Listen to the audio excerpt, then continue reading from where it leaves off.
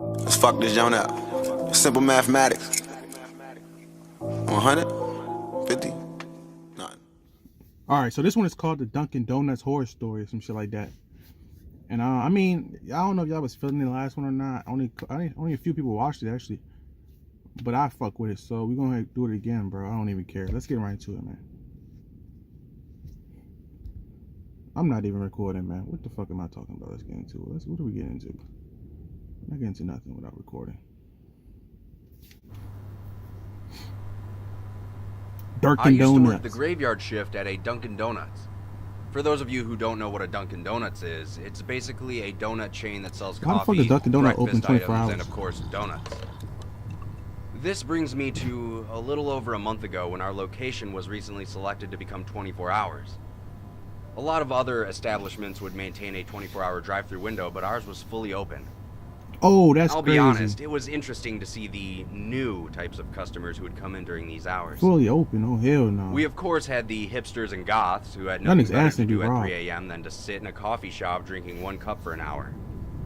There were the occasional overworked businessmen and interns, trying desperately to finish that last-minute presentation. A couple weeks ago, I had encountered a new type of customer, though he is very difficult to describe. Have you ever met someone that makes you nervous for some unknown reason? Yeah, I have met people like that. Quick pause. I'm gonna let y'all know right now, it's windy as fuck outside, bro. Like, no joke. I don't know why the fuck is this windy. And like, my car is shaking a little bit. You dig? So, if it get a little shaky, that's why. I'm just letting y'all know. Alright, let's get back to it. Around 2:30 a.m., a man walked in with a large overcoat, he big as fuck, with the collar pulled up, and a black beanie on his head. Get the strap. What struck me as odd first was the lack of people in our lobby. And his head normally to at his this body. time we'd have the goths huddled in the corner cursing the system or something. But the entire store was empty aside from this man, myself, and my manager who was in the back. Probably sleeping or something. After this person walked in, I thought it had to be a homeless man, trying to escape the cold and possibly seek out a hot cup of pity.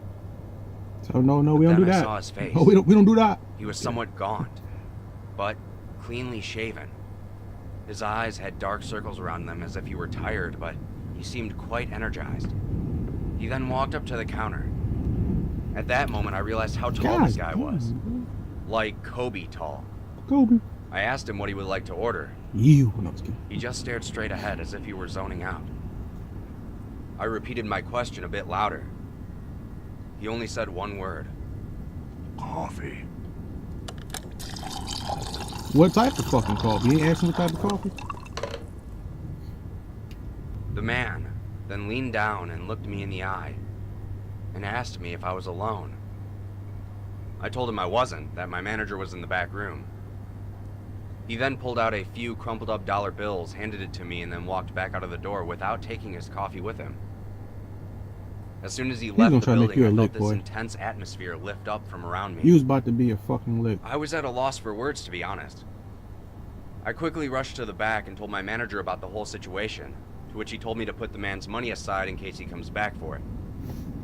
The next night, everything was back to normal.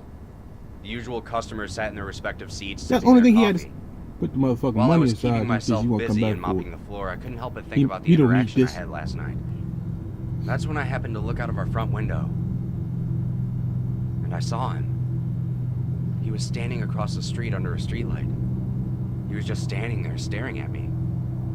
I turned to see if my manager was behind the counter, and when I looked back... He wasn't. He was gone. He was gone. At that point, I was starting to feel unnerved.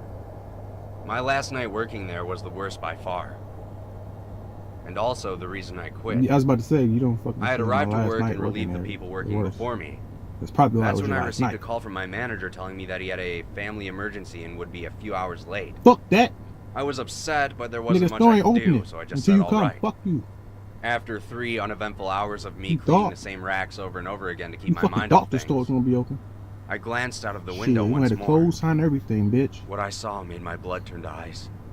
The man was standing on the other side of the window. You don't fuck. What do you think was grinning at me with a sinister smile that caused my body to seize up.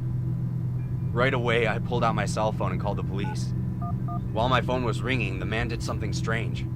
Without peeling his eyes from the glass, he pulled out a cell phone from his pocket.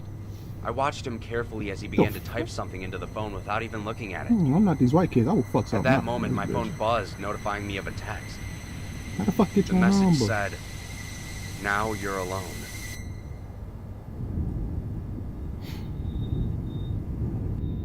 I don't believe that. I don't believe that. I don't believe that one bit.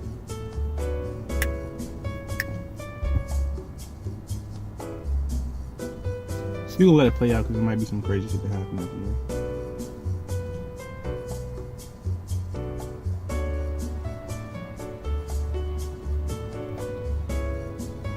Nope, nothing crazy happening.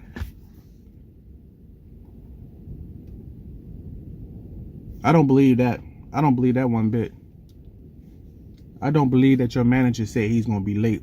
Walked to the store, this big motherfucker came, killed him, and was humping the glass like, "Oh, you alone now, baby."